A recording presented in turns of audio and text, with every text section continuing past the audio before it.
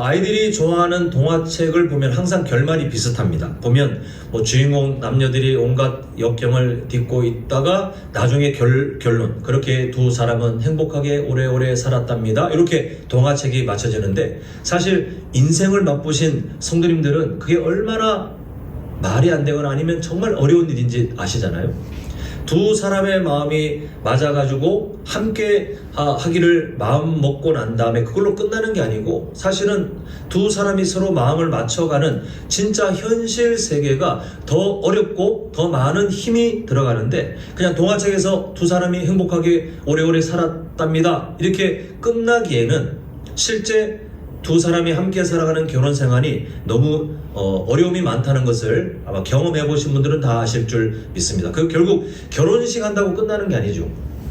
신혼여행하고 왔다고 끝나는 게 아니라, 이제 그때부터 그동안 완전히 다른 가족의 문화, 완전히 다른 가치관, 완전히 다른 삶의 습관을 가진 두 사람이 이제 한 곳에서, 성경적인 해석으로 하자면 한 몸이 되기 위해서 엄청난 충돌을 경험해야 되는데, 그렇기 위해서는 자신을 깎아내는 그 양보, 그리고 다른 사람을 이해하는 그런 일들이 정말 많은 에너지를 들여서 그렇게 지나가야 합니다.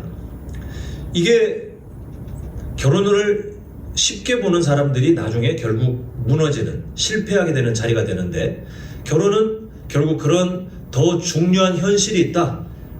서로 좋아하는 마음, 결혼식에 들뜬 마음, 신혼여행 가서 뭐 즐거운 마음, 이게 결혼의 본질이 아니고 그 관문을 통과한 다음에 이제 진짜 살아가야 될 현실이 있다라는 것을 여기 계신 우리 성숙한 성도님들은 아마 지혜롭게 다 아실 것입니다. 근데 우리 신앙생활이 이제 이런 일들이 비슷하게 나타나요.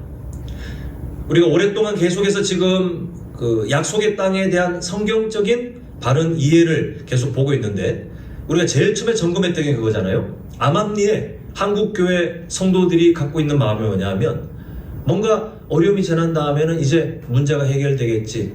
또 어떤 분들은 더 철없이 예수님을 믿으면 다 괜찮아지겠지, 어떤 문제도 없고 그냥 탄탄대로의 삶이 될 것처럼 그렇게 기복신앙에 빠져 사는 성도님들은요, 사실 하나님이 그렇게 우리를 인도하시지 않는데, 이스라엘 백성들이 가나안 땅에 들어가 살았던 그 과정을 보면 요단강을 건넌 다음에 무슨 에덴 동산처럼 너무나도 행복하고 일 안 해도 그냥 뭐 먹을 게 널려 있고 주변의 민족들은 하나님이 다 막아주시고 그런 삶이 아니었잖아요.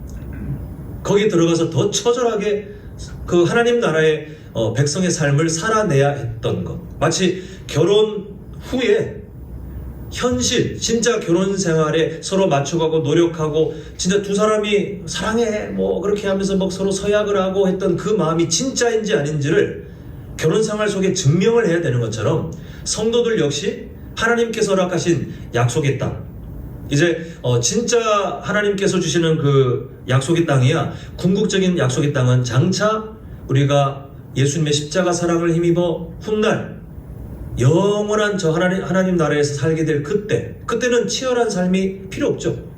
그때는 완전한 약속의 땅, 어떠한 근심, 고민 없이 하나님과 친밀한 교제를 완전하게 누리고 영원토록 하나님을 만족하며 하나님께 예배하며 그렇게 살아가는 삶이 장차 마련된 약속의 땅인데, 그 약속의 땅과 이중적인 의미로 성도에게 하나님은 구원받은 성도의 일상을 약속의 땅으로 주셔서, 이스라엘 백성들에게 하나님께서 야 너 가나안에서 똑바로 살아 이렇게 말씀하신 것처럼, 성도들에게도 너 나의 자녀 된 내가 너를 구원했으니 그렇게 똑바로 살자, 하나님께서 계속 우리의 삶을 인도하시고 또 가르치시는 것을 보게 됩니다.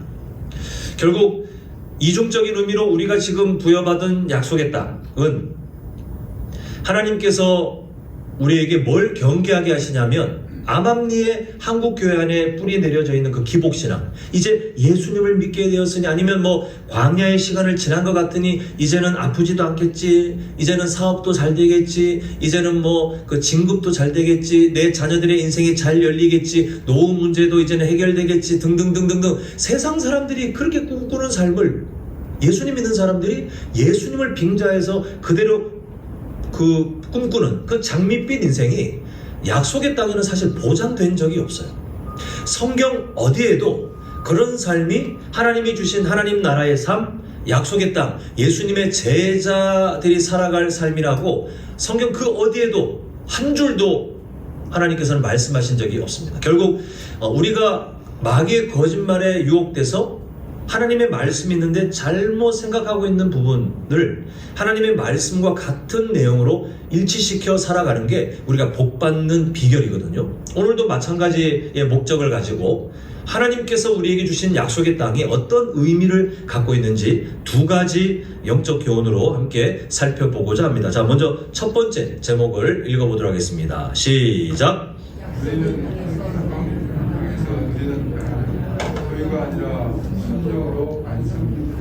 우리가 성도의 일상이라고 하는 약속의 땅을 살 때 우리가 자꾸 유혹에 빠지는 게 뭐냐면 이렇게 말하는 저도 유혹에 자주 빠져요. 제가 솔직히 말씀드리면 저도 그런 것 같아요. 뭔가를 소유하면 평안할 것 같아요. 뭔가 더 넉넉하게, 뭐 그게 돈이 됐든 건강이 됐든 아니면 뭐가 됐든 간에 뭔가 좀 내가 이제 안심이다 할 정도의 뭔가를 소유해야 평안할 거라고 생각하지만, 그런데 하나님의 나라는, 하나님이 허락하신 성도의 삶은 그렇게 이루어지지 않더라는 것입니다. 자, 신명기를 묵상하다 보면은 하나님께서 그 모세를 통해서 가나안 땅을 준비하는 이스라엘 백성들에게 내 명령을 지켜 행하라, 이런 명령을 30번 이상 강조하세요. 그 대표적인 본문이 바로 오늘 본문인데 다시 한번 보겠습니다. 아까 읽었지만 보시면 내가 오늘 명하는 모든 명령을 너희는 지켜 행하라, 이 명령이 계속 반복되거든요. 지켜 행하라. 그리하면 이제 내용을 잘 보십시오. 너희가 살고 번성하고 여호와께서 너희의 조상들에게 맹세하신 땅에 들어가서 그것을 차지하리라. 그 약속의 땅에 대한 하나님의 명령과 약속이 뭐냐 하면 내 명령을 잘 지키면 그 땅을 온전하게 차지하도록 내가 너희들을 보호하고 지켜줄 거야. 이렇게 지금 말씀하시는 것을 보게 돼요. 여기에 하나님께서 통치하시는 하나님 나라의 원리를 우리가 하나 발견하게 되는데, 그게 뭐냐 하면 약속의 땅은 어떤 종교 행위의 대가가 아니라는 사실입니다. 하나님께서 성도에게 주시는 그 구원받은 사람의 일상 있잖아요. 이거는 어떤 종교 행위의 대가가 아니에요. 이스라엘 백성들에게 가나안 땅이 야 너희들 광야에서 사는 걸 보니까 이제 점수가 좀 누적이 돼가지고 이제 합격, 지금 이제 막 그 진학식인데요. 그 커트라인을 지났으니 이제 들어갈 수 있어. 이렇게 뭔가 이스라엘 백성들이 뭔가를 좀 그럴싸하게 잘했기 때문에 하나님이 보상으로 주신 게 아니라 하나님께서 이미 예전부터 준비해 놓으셨어요. 그리고 이스라엘 백성들을 그곳에 넣어서 잘 먹고 잘 살고 세상 사람들처럼 똑같이 세속적인 복에 취해 살아라가 아니라 그곳에서 뭔가를 하게 하시려는데, 근데 하나님께서는 그 전에 이스라엘 백성들의 영적 체질을 계속해서 미리 바꿔 가시기를 명령하시는 게 내 말에 순종해, 그게 너희들이 살 길이야 라고 약속의 땅에 살아갈 이스라엘 백성들에게 그걸 계속 강조하고 계시는 것을 보게 됩니다. 이 로마서의 구조를 제가 보여드릴 텐데요. 예수님 믿는 우리에게도 동일해요. 약속의 땅이 그 순서로 되어 있다는 거. 하나님께서 은혜로 주시고 그 다음에 그곳에서 이렇게 살아라 라고 하나님이 사명주로 주셨다는 그 순서를 거꾸로 하면, 제가 자주 이제 강조하는 그 행위 구원 있잖아요. 이렇게 해야 구원받고 이렇게 해야 약속의 땅에 들어가고, 이렇게 하나님이 만들어 두지 않으신 규칙을 인간이 착각하게 돼요. 이 순서를 바로 해야 하나님께서 먼저 은혜로 약속의 땅을 주셨고, 그 다음에 여전히 부족하지만 이스라엘 백성들을 그 안에 들어가 살게 훈련하시면서 또한 그곳에서 하나님의 말씀에 순종하도록 계속해서 그들의 삶의 모습들을 바꿔 가셨구나. 이게 구약에서 우리가 보았던 하나님의 일하심 아닙니까? 똑같아요. 자, 로마서 12장 9절 이렇게 돼 있어요. 1장부터 11장은 이신칭의라고 신학적 용어로 설명하고 있는 구원받는, 의롭게 되는, 그 유대인들이 의롭게 되는 것에 대한 엄청난 사모함은 있었는데, 근데 그거를 자기들이 스스로 이룰 수 없는 하나님의 율법을 지키면 의로워진다라고 스스로 기만하고 속이면서 지키지도 못하면서 하면서 다른 사람 정죄하고 자기는 마치 잘난 것처럼, 이게 바리새인들 아니에요? 원래 의도는 잘 믿고 하나님 앞에 의로움을 인정받고 싶었는데, 아시잖아요. 창세기 3장 이후에 그들이 이스라엘 백성이라 할지라도 죄의 문제가 해결되기 전에 인간은 뭔 수를 써도 스스로 의롭게 되는 힘을 어디에서도 얻을 수 없거든요. 근데 이 이스라엘 백성들, 특히 예수님 시대 유대인들은 우리가 율법을 지키면, 또 스스로 막 율법을 더 만들어가지고 이 규칙을 지키면, 이 전통을 지키면 의롭게 된다 라는 말도 안 되는 거짓말을 만들어서 그렇게 스스로를 지키지도 못할 것에 자신을 집어넣어서 어떤 사람은 교만, 어떤 사람은 좌절, 그렇게 절망적인 삶을 계속 살았는데, 하나님께서 사도 바울을 통해서 던지는 강력한 메시지는, 의롭게 되는 거는 내가 너희들한테 선물로 줘야지 너희들이 못해.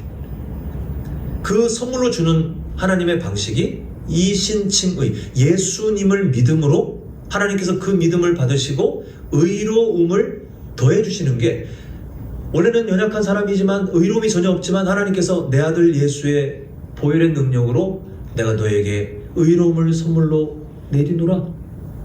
그럼 나중에 다시 뺏어갈게? 잘하는 거 보면 내가 놔두고 못하면 뺏어갈게가 아니라, 이거는 법적인 선언이에요. 성도님들께서 자녀를 낳으시고 난 다음에, 그 다음에 성도님들의 자녀로 가족관계 증명서를 떼보면 자녀로 등록되잖아요. 그거는 성도님들께서 결정할 수 있는 게 아니에요.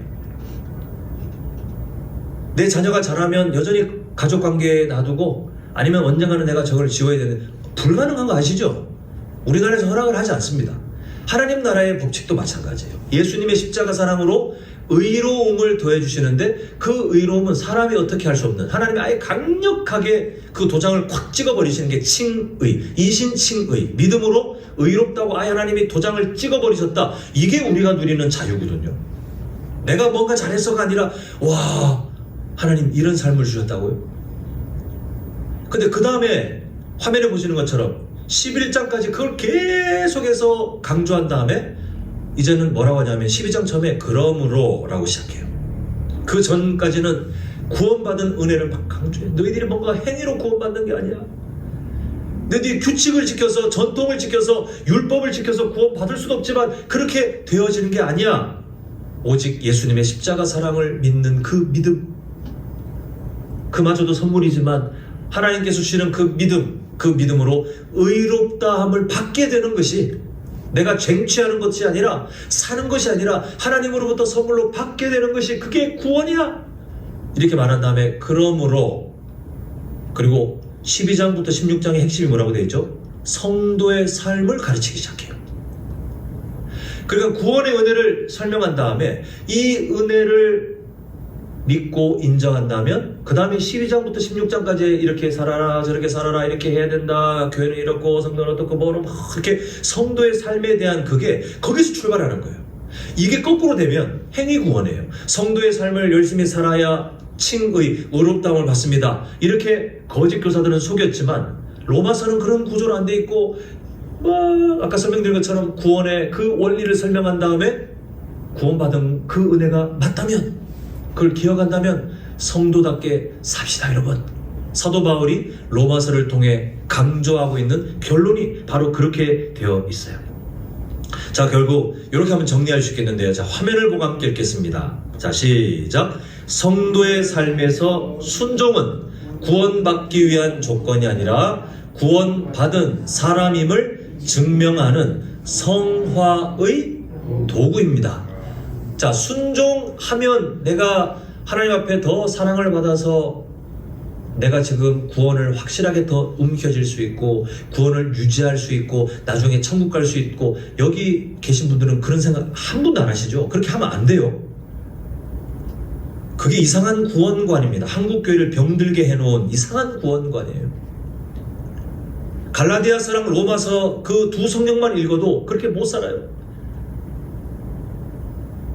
구원은, 아니, 그 성도의 순종은 구원을 따내기 위한 조건이 아니라 구원받은 사람임을 일상에서 증명하는 성화, 우리가 예수님을 닮아가는 과정이 성화잖아요. 성화의 도구로 하나님이 순종이라는 것을 우리에게 명령하고 계신 것을 보게 됩니다. 이런데도 마냥 나는 예수님 믿고 있으니, 이미 믿었으니 이제 내 마음대로 살아도 뭐 천국은 당연히 가겠지, 이렇게 생각하면서 막 사는 그런 사람들이 있다면, 어떤 의심도 어떤 양심의 찔림도 없이 그냥 나는 교회 출석하고 뭐 내가 예수님 믿는 것 같고 내가 그냥 아무 때나 막 살아도, 세상 사람들처럼 살아도 하나님의 마음에 무관심해도 천국은 가겠지, 옛날 이스라엘 백성들과 똑같은 생각 아닙니까?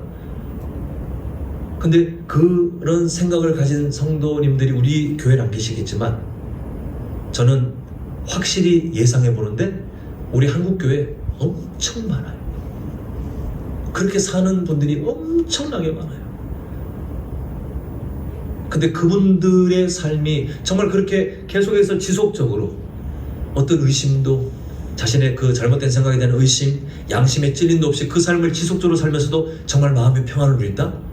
물론 구원은 하나님께 달려있지만 그렇게 누적되는 데이터, 그 증거를 통해서 보면 예수님께서 하신 말씀, 나무는 열매로 알리라, 그렇게 하신 말씀처럼 그 사람의 삶이 지속된다면 과연 그 사람은 구원받은 사람일까? 라는 엄청난 심각한 의심을 해볼 수밖에 없다는 것입니다. 정말 구원받은 사람은요, 연약할 수는 있는데 아무렇게나 막 못 살아요. 하나님의 영이 우리 안에 내주에 계시는데 그걸 그냥 그렇게 지나치도록 하나님이 두시지 않으시거든요. 때로는 양심의 찔림, 때로는 말씀을 통해 말씀하시고, 정 안 되면 하나님께서 징계의 매를 드셔서라도 그 삶을 멈추도록 하시는 것을 보게 됩니다.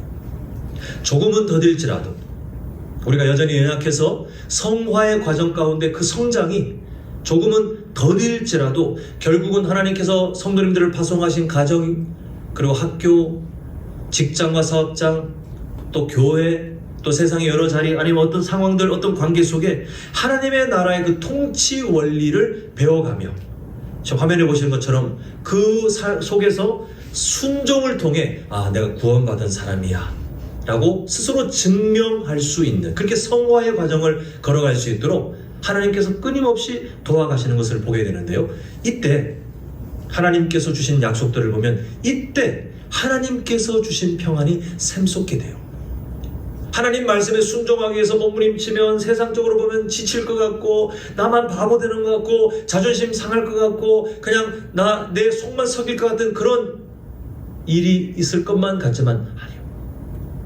하나님께서는 하나님의 말씀에 순종하기 위해서 자신을 깎아내는 그 사람의 삶에 세상이 이해할 수 없는 하나님의 평안을 허락하시며 또 그 삶을 지탱해 갈 수 있도록 붙들어 가시는 것을 보게 됩니다.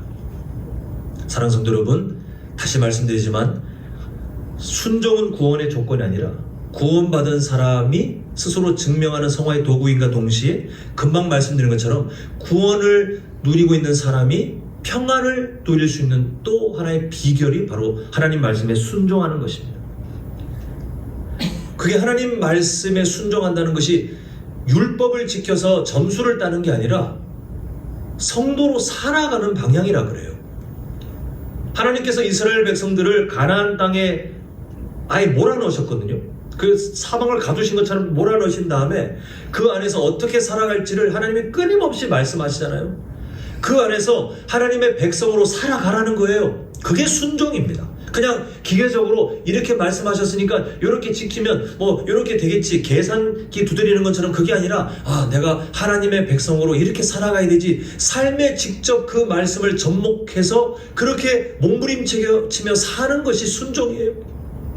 하나님은 그 순종의 삶을 그냥 두시는 것이 아니라 성도의 삶을 지켜가시는 안내자로 두셨어요. 하나님의 말씀에 순종하고자 전혀 관심이 없는 사람들의 삶은 보호받지 못해요. 하나님의 보호 바깥으로 튕겨나갑니다. 그런데 부족하지만, 연약하지만, 더디겠지만, 그러나 하나님의 사람으로 나에게 구원받은 성도의 일상을 매일마다 선물로 주시는 하나님, 오늘도 가정에서 또 내 삶의 여러 테두리에서 하나님이 나를 심으신 사명자로 살아갈 때 주님, 저를 도와주십시오. 하나님께서 살아가라고 하신 성도의 삶에 순종하고 싶습니다.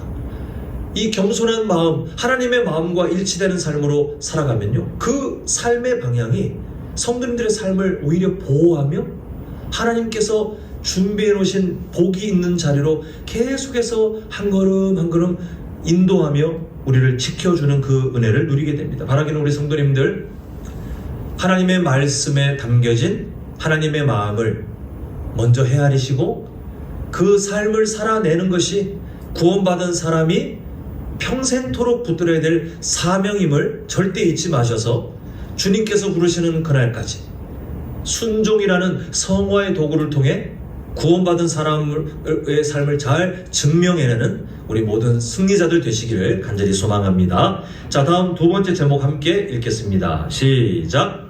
어떤 왕을 섬기는 자에 따라 약속의 땅도 영웅이 될 수 있습니다. 자, 이스라엘이라는 민족이 등장한 다음에 그 다음에 이제 말라기서 마치기 전까지 성도님들께서 성경을 이제 대략적으로 다 아시잖아요. 이스라엘 백성들의 그 성경 속의 역사는 뭐 여러 표현이 가능하겠지만 오늘 주제와 관련하자면 왕 바꾸기 역사, 이렇게 한번 말해볼 수 있습니다. 왕을 바꾸는 역사. 그러니까 원래 이스라엘 백성들의 왕은 본인들의 자의가 아니라 타의에 의해서 애굽의 통치자인 바로를 왕으로 섬기며 계속 고생하고 심지어 자기 자녀들이 죽임을 당해도 어떻게 항변할 수 없는 그런 무기력한 존재로 그렇게 살았어요. 근데 하나님께서 그들을 구원해 주신 다음에 시내산 언저리에서 언약을 맺으실 때 뭘 말씀하시냐면 왕을 바꿔주시잖아요. 이제는 바로가 왕이 아니고 내가 너희들의 왕이 되어줄 거야. 너희들은 나의 거룩한 나라, 왕같은 제사장으로 나와 함께 살아가자. 하나님께서는 이스라엘 백성들의 왕을 이상 가짜 왕이 아니라 진짜 바른 왕이 되시는, 온전한 왕이 되시는 하나님께 삶을 모두 헌신하여 그 은혜를 누리며 살도록 허락하셨어요. 그리고 그 연약한 사람들을 계속해서 훈련해 가신 것을 보게 됩니다. 근데 이 이스라엘 백성들이 결국은 약속의 땅에 들어간 다음에 또 왕을 바꿔요. 진짜 왕이신 하나님께 실증을 내고 자기들 마음대로 왕을 바꾸면서 가짜 풍요를 약속하는 가짜 왕인 바알과 아세라를 자신들의 삶의 주인으로 섬기기 시작합니다. 그 이스라엘 백성들의 그 삶의 모습들을 보면요, 참된 왕이신 하나님을 왕으로 인정할 때는 약속의 땅 안에 살면서 평안을 누렸습니다. 충분히 보호받았고 충분히 생존했어요. 그런데 그 진짜 왕이신 하나님을 실증내고 다른 왕을 자기의 왕인 것처럼 그렇게 추구하며 그렇게 타락하며 살았을 때는 마치 애굽에서 바로 밑에서 그렇게 고생하며 살았던 것처럼 자신들의 삶에 하나님이 허락하신 은혜들이 다 사라져 가는 것을 보게 됩니다. 근데 결국 정신을 못 차리잖아요. 나중에 어떤 지경까지 가냐 하면 나라가 망한 다음에 또 과거처럼 강대국의 왕을 자신의 왕처럼 섬기며 그렇게 포로 생활을 70년 동안 고통 속에 감당해야 됐던 것을 보게 됩니다. 에베소서 2장, 베드로전서 2장에 보면 지금 성도님들께서 이미 누린 변화를 어떻게 말하냐면요, 이렇게 한번 설명을 드려보겠습니다. 전에는 이라는 말과 이제는 이라는 말로 완전히 극명하게 비교하고 있는데, 전에는 어둠, 죄의 노예, 그리고 하나님과 원수된 존재였기 때문에 죄인이라는 정체성이 그렇게 불려지는 게 맞아요. 근데 예수님 믿고 나서 어떻게 바뀌냐? 예수님을 믿을 수 있는 그 은혜를 누리고 난 다음에는 서서히가 아니라 단번에 그 정체성이 변화되는데, 이제는 어둠이 아니라 빛이죠. 이제는 죄를 섬기는 게 아니라 하나님의 백성으로 하나님을 섬기죠. 그리고 아까 전에 길게 설명드린 것처럼 예수님의 십자가 사랑으로 넉넉하게 허락된 의로움, 우리가 절대 누릴 수 없는 그 의로움을 하나님께서 그냥 허락해 주셨기 때문에 이제는 하나님의 자녀로 의인이라는 달라진 정체성을 갖고 살아가게 되었습니다. 근데 이건요, 소속의 변화가 아니라 지금 우리가 보고 있는 주제로 따지면 통치자, 왕의 변화예요. 과거에는 죄라는 왕에 얽매여서 꼼짝달싹 못하고 그냥 거기에 끌려 살아갈 수밖에 없는 저주받은 존재였지만, 예수님을 믿을 수 있게 된 이후에는 예수님이 왕이 되어주셨어요.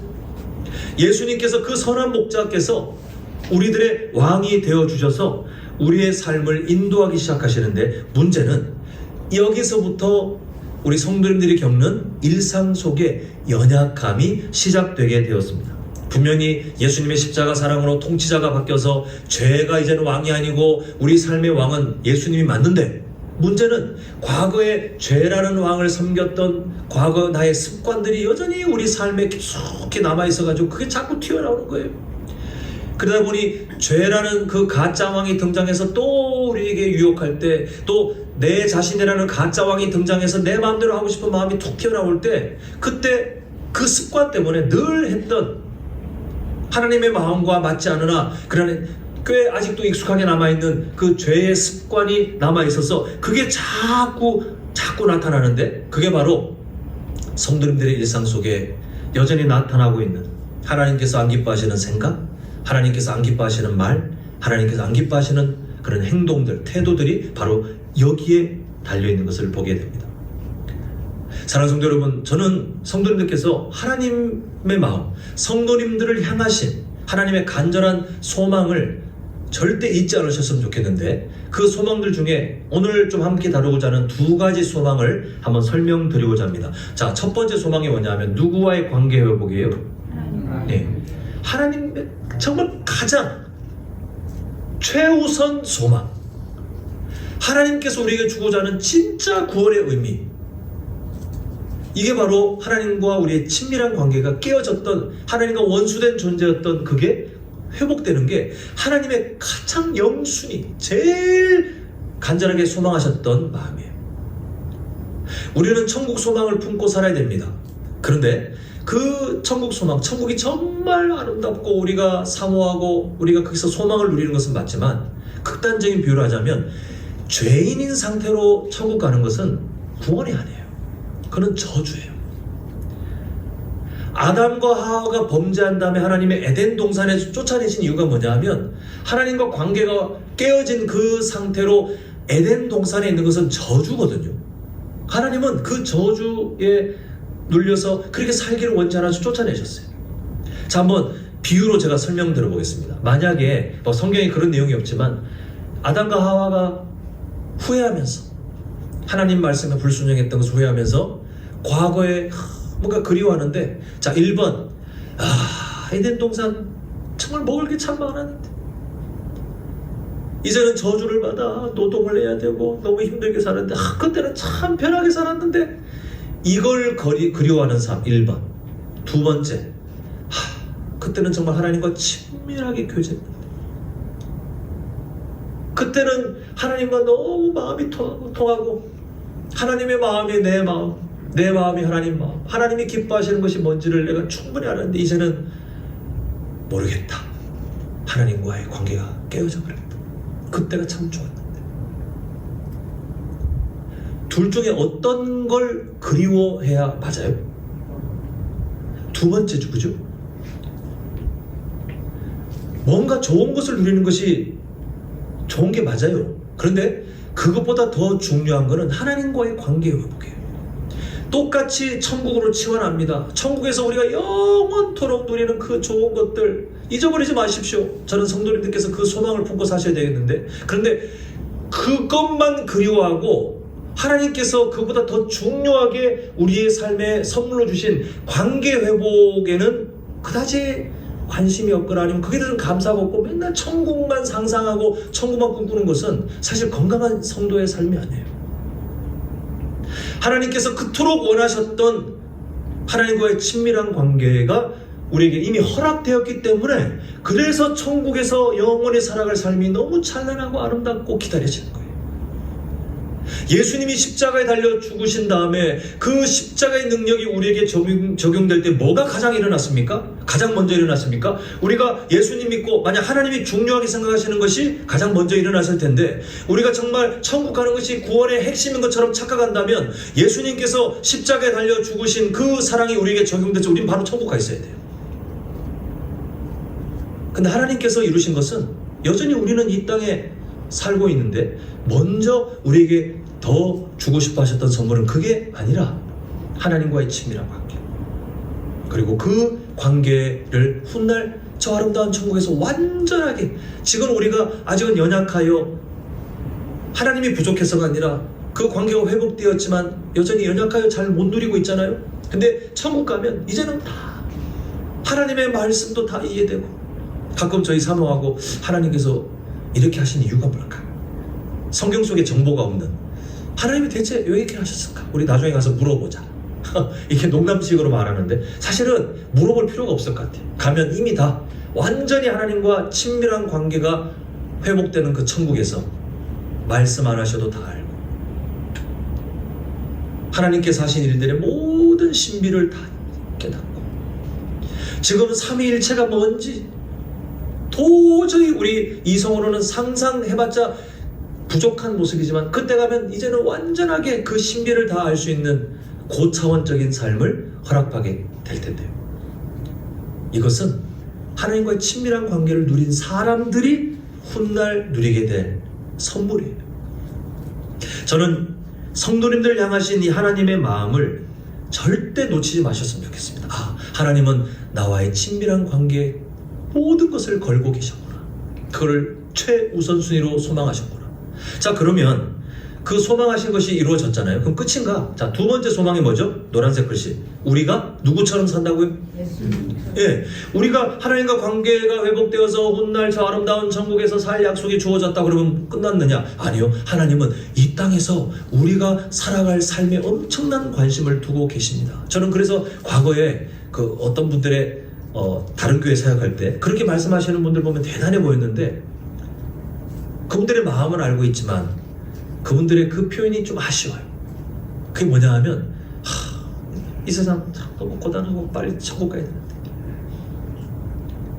빨리 세상 떠나서 천국 가야 되는데. 여러분, 이건 믿음이 아닙니다. 하나님께서 성도님들을 지금 생존시켜 놓은 것은 성도님들을 이 세상에서 막 괴롭히고 아니 벌을 주고 있고, 그게 아니라 지금 이제 설명드릴 그 부분이에요. 하나님의 꿈이 있어요. 그게 하나님의 두 번째 소망.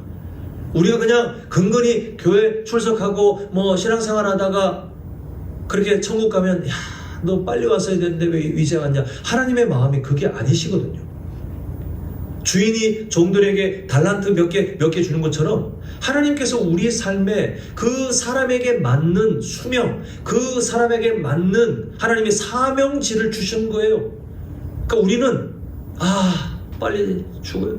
천국 가야 되는데, 빨리 천국 가고 싶다. 빨리 이 세상 떠나고 싶다. 벗어나고 싶다. 이거는 첫 번째 이루신 하나님의 소망에 대한 신앙 고백은 되겠지만, 지금 제가 설명드릴 하나님께서 우리에게 갖고 계신 두 번째 소망, 이 세상에서 우리가 어떤 삶을 살아가기를 꿈꾸시는지 그에 대해서는 전혀 관심이 없는 어린 신앙이에요. 함께 이 말씀을 좀 보고자 합니다. 로마서 8장 29절 상반절 함께 읽겠습니다. 시작. 하나님이 미리 아신 자들을 또한 그 아들의 형상을 본받게 하기 위하여 미리 정하셨으니. 여기 담겨진 하나님의 마음을 충분히 이해하시죠? 마치 하나님이 이렇게 말씀하시는 것 같아요. 사랑하는 아들아, 사랑하는 딸아, 내가 파송한 가정, 교회, 직장과 사업장, 세상의 여러 곳에서 내 아들 예수의 성품을 배워 내 아들 예수처럼 살아가면 좋겠다. 그게 왜 하나님의 꿈이냐면, 그렇게 살잖아요? 거기에 하나님의 나라가 나타나요. 창세기 1장에 하나님께서 생육하고 번성하라. 하나님은 그런 사람들이 생육하고 번성하여 이 땅에 그 사람들의 삶이 사라지는 곳마다 하나님의 나라가 나타나는 그런 세상을 창세기 1장에서 꿈꾸시면서 하나님 보시기에 심히 좋았더라. 근데 최초의 인간인 아담이 다 엉망으로 만들어놨잖아요. 근데 예수님의 십자가 사랑으로 하나님의 꿈이 다시 이제 적용되기 시작해요. 우리가 여전히 부족하지만 그러나 하나님께서는 꿈을 갖고 계신 것. 내가 거기에 파송했으니 내 아들 예수의 성품으로 살아다오. 그러면 거기에 나의 나라가, 나의 통치가, 나의 꿈이, 내 아들 예수의 향기가 너를 통해 나타나리라. 부담스럽지 않습니까? 근데 하나님은 우리의 연약함을 아시기에 앞서 말씀드린 것처럼 성령 하나님을 우리에게 임재시켜 주셨고, 성령 하나님께서는요 그냥 감시자처럼 팔짱 끼고 오늘 어떻게 하나 보자 해? 이게 아니라 우리가 여전히 죄의 습관들이 많이 남아있지만, 그래서 오늘 오시기 전까지도 많은 실패를 하셨잖아요. 앞으로도 많은 실패가 예상됩니다. 그런데 하나님은 성도님들을 포기하지 않으시고요, 그리고 성령 하나님도 성도님들의 삶을 포기하지 않으시고 그 죄의 습관과 싸워 예수님의 성품을 배우고 예수님의 성품을 다시 한번 삶에서 살아내고, 그렇게 몸부림치면 때로는 눈물을 쏟아야 되고 때로는 한숨을 쏟아야 되고 때로는 진짜 막 속이 썩는 것 같은 그런 인내를 하나님 앞에서 나타내야 되겠지만, 그런데 우리가 파송되어진 그 자리에서 예수님의 성품을 배우고 살아가는 그 몸부림 속에 하나님의 나라가 조금씩 드러나도록 성령 하나님은 지금도 우리를 돕고 계세요. 천국 가기 전까지 완벽하게 완성 못합니다. 그러나 하나님께서는 우리가 퇴보하게도 안 만드시고, 때로는 말씀으로, 때로는 어떤 상황을 통해, 또 어떤 번에는 좀 신비한 어떤 체험을 통해, 때로는 그래도 정신 못 차리면 엄한 징계를 통해서라도 예수님의 성품으로 살아가는 삶을, 그 삶에서 벗어나지 않도록 하나님은 지금도 우리를 인도하고 계세요. 이때 예수님을 닮는 것, 그 아들의 형상을 본받게 하기 위하여 이게 뭐 다 예수님스럽게 뭐 중동 사람스럽게 머리 기르고 뭐 그게 아니잖아요. 예수님의 성품, 예수님의 내면, 예수님의 그 삶의 가치를 우리가 담고, 우리가 맨날 우리가 사모하며 부르는 그 좁은 문, 좁은 길, 나의 십자가 지고, 그게 날 힘들게 하는 어떤 사람들을 떠올리고 내가 살면서 고난받았던 일을 떠올리면서 나의 십자가입니다. 그게 아니에요. 좁은 문, 좁은 길은 우리가 예수님의 성품을 따라 예수님처럼 살아갈 때 경험할 수밖에 없는 우리의 연약함, 이 세상 속에 사명자로 살아가면서 예수님이 당하신 것처럼 그런 일들을 당할 때 그 예수님처럼 안 살면 얼마나 편해요. 그런데 예수님처럼 살아갈 때 경험할 수밖에 없는 그 고난, 억울함, 그게 좁은 문, 좁은 길이에요. 그런데 중요한 사실이 있습니다. 예수님의 성품을 우리가 닮아간다는 것을 아까 우리 함께 읽었던 두 번째 영적 교훈으로 따지면요, 왕이신 예수님께 순종하는 거예요. 그게 내가 왕이야, 예수님이 계시긴 한데 왕인 나를 위해 돕는 조언자 아니면 조력자, 뭐 후방 부대처럼 예수님을 그렇게 생각하는 오늘날 기독교인들이 얼마나 많아요. 근데 온전한 성도는요, 예수님이 나의 왕이세요. 왕이 시키는 거 해야죠. 그게 예수님의 성품을 닮아가는 삶이에요.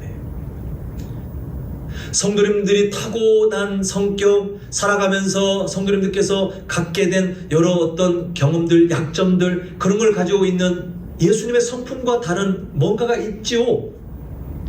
그거대로 살면 얼마나 편합니까? 그거대로 생각하고 그거대로 말을 해버리고 그거대로 행동하고 선택하면 얼마나 편해요. 속이 얼마나 편합니까? 그런데 예수님을 믿고 예수님, 그 하나님께서 우리를 향해 갖고 계신 두 번째 소망, 이 세상 속에 예수님처럼 살아가도록 하시는 하나님의 소망을 우리가 인정하고 그 앞에 순종한다는 것은 어떤 의미가 있냐면요, 내가 타고난 편한 삶이 아니라 예수님처럼 왕이신 예수님께 순종하기 위해서 내 생각을 더 조심해야 되는 불편함을 감수하고, 왕이신 예수님께 순종하기 위해서 내 언어를 불편하게 내가 더 조심하는 그 일들을 감수하고, 왕이신 예수님께 내가 순복하기 위해서 내 삶의 행동과 태도를 더 불편하게 조심하고 때로는 포기하는 그 불편을 다 감수하는 그 삶이 우리가 살아갈 성도의 삶이에요. 성도님들, 왕이신 예수님, 정말 성도님들의 삶에 현재도 왕이십니까? 사실 이건 우리가 바꿀 수는 없어요. 왕의 자리에 뭐 내가 앉느니 그렇게 우리가 비유하긴 하지만 사실 예수님 믿고 나서 왕 되신 예수님 우리가 바꿀 수는 없어요.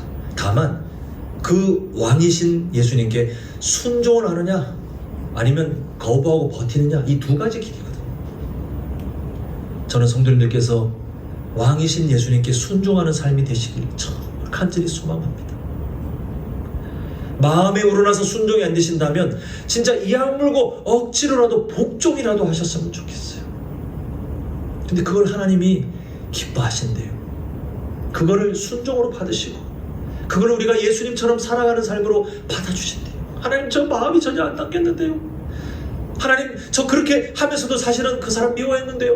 하나님, 저 이렇게 하면서도 사실은 하나님 앞에 온전하게 예배 못했는데요. 괜찮다 라고 하셔요. 네가 내 마음을 기억해 주는 것이 나를 향한 예배다. 이제 말씀을 맺도록 하겠습니다. 저는 성도님들의 남은 인생 가운데 왕 되신 예수님이 온전히 존중받으시고 그 예수님의 성품을 배움을 통해 그게 과업이나 숙제가 아니라 성도님들이 오히려 더 은혜를 누리고 그 복된 삶을 맛보고 그게 장차 우리가 살아갈 천국의 지금 연습이거든요. 그 삶을 성도님들이 일상에서 누리셨으면 좋겠는데 그게 우리가 평소에 사모하는 영적 승리예요. 근데 그 삶을 살아가는 것은 꾸준한 고민과 꾸준한 몸부림 외에는 답이 없습니다. 실패하셔도 포기하지 마십시오. 뭐 포기하신다 한들 하나님이 그냥 두지 않으십니다. 끌고 다시 가실 거예요. 근데 이왕이면 사모하셨으면 좋겠어요. 자, 오늘 우리가 함께 나눴던 두 가지 제목을 우리 마음에 새기는 마음으로 함께 봤으면 좋겠습니다. 이어서 봅니다. 자, 시작.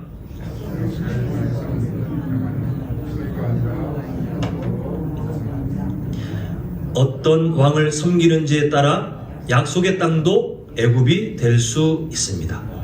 하나님께서 가르쳐 주신 약속의 땅의 의미를 잘 이해해서 성도가 누리는 일상이 뭔가를 소유해서 평안이 아니라 하나님의 나라 백성으로 이렇게 살면 하나님께서 내 삶을 붙드시는구나. 순종으로 하나님이 주시는 평안을 우리가 완성하고 누리는 삶. 그리고 이미 나의 왕 되신 예수 그리스도, 그 앞에 가짜 왕을 자꾸 세우지 말고 왕 되신 예수님 앞에 불편을 감수하며 그분의 뜻에 순종하고 그렇게 예수님의 성품을 닮아가기 위해서 몸부림치는 우리 모두의 삶. 앞으로 남은 인생 이 삶을 통해 하나님을 기쁘시게 하는 우리 모두의 삶이 될 수 있기를 간절히 축원합니다.